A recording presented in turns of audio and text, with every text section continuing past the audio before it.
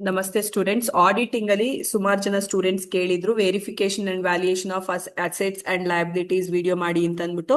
So verification and valuation of assets ಮತ್ತೆ liabilities ಎರಡು ಒಂದರಲ್ಲೇ ವಿಡಿಯೋದಲ್ಲಿ ಎಕ್ಸ್ಪ್ಲೈನ್ ಮಾಡಿರ್ತೀನಿ.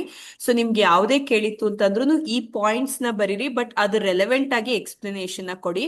So verification and valuation of ಅಸೆಟ್ಸ್ಗೆ ವೆರಿಫಿಕೇಶನ್ ಎಕ್ಸಿಸ್ಟೆನ್ಸ್ ಯಾವಾಗಿಂದ ಇದೆ, ಮತ್ತೆ ಓನರ್ಶಿಪ್ ಪೊಸೆಷನ್ ಓನರ್ ಯಾವಾಗಿಂದ ಅದು ಪೊಸೆಸ್ ಮಾಡಿದ್ದಾರೆ ಅಂದ್ರೆ ಅದನ್ನ ಅಕ್ವೈರ್ ಮಾಡಿದ್ದಾರೆ, ಮತ್ತೆ ಚಾರ್ಜಸ್ ಆರ್ ಲೀನ್ಸ್ ಏನಾದ್ರೂ ಇದೆಯಾ, ಮತ್ತೆ ರೆಕಾರ್ಡಿಂಗ್. ಸೊ ಇಷ್ಟು ಕೂಡ ವೆರಿಫಿಕೇಶನ್ ಅಂಡರ್ ಅಲ್ಲಿ ಬರುತ್ತೆ.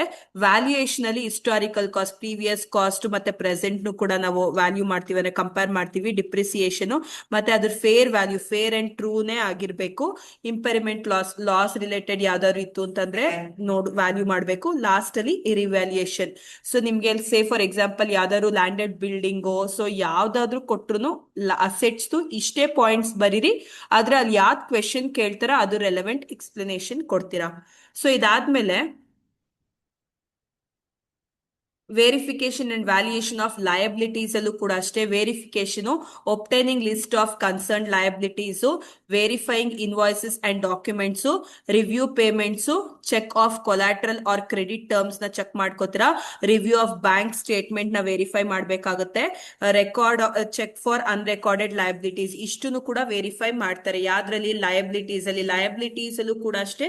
ಯಾಕೆ ಕೇಳಿದ್ರು ಇಷ್ಟು ವೆರಿಫಿಕೇಶನ್ ಇಷ್ಟು ವ್ಯಾಲ್ಯೂಯೇಷನ್ ಬರೀತೀರಾ, ಆದ್ರೆ ಎಕ್ಸ್ಪ್ಲನೇಷನ್ ಕೊಡ್ಬೇಕಂತಂದ್ರೆ ಅದು ರೆಲೆವೆಂಟ್ ನೀವು ಎಕ್ಸ್ಪ್ಲನೇಷನ್ ಕೊಡ್ಬೇಕಾಗುತ್ತೆ. ವ್ಯಾಲ್ಯೂಯೇಷನ್ ಅಲ್ಲಿ verify amounts payable, currency adjustment, discounting cheques, ensure proper disclosure. So ನಿಮ್ಗೆ ಇದೇ ಎಕ್ಸಾಕ್ಟ್ ಆಗಿ ಇದೇ ಕೇಳಿಕ್ ಬರುತ್ತೆ ಅಂತ ಹೇಳಿಕ್ ಬರಲ್ಲ. ಸೊ ಬಟ್ ಈ ರೀತಿ ಬರಿಬಹುದು ಅಂತ ಹೇಳ್ಬೋದು. ಫಸ್ಟ್ ಇದೇನಾದ್ರು ಎಕ್ಸಾಮಿನೇಷನ್ ಅಲ್ಲಿ ಕೇಳ್ತು ಅಂತಂದ್ರೆ ವೆರಿಫಿಕೇಶನ್ ಅಂದ್ರೆ ಏನು ಅಂತ ಅಂದ್ಬಿಟ್ಟು ಇಂಟ್ರೊಡಕ್ಷನ್ ಅಲ್ಲಿ ಬರೀತೀರಾ. ಸೊ ಅದಾದ್ಮೇಲೆ ಅಸೆಟ್ಸ್ ಕೇಳಿತ್ತು ಅಂದ್ರೆ ಅಸೆಟ್ಸ್ ವೆರಿಫಿಕೇಶನ್ ವ್ಯಾಲ್ಯೂಯೇಷನ್ ಬರೀತೀರಾ.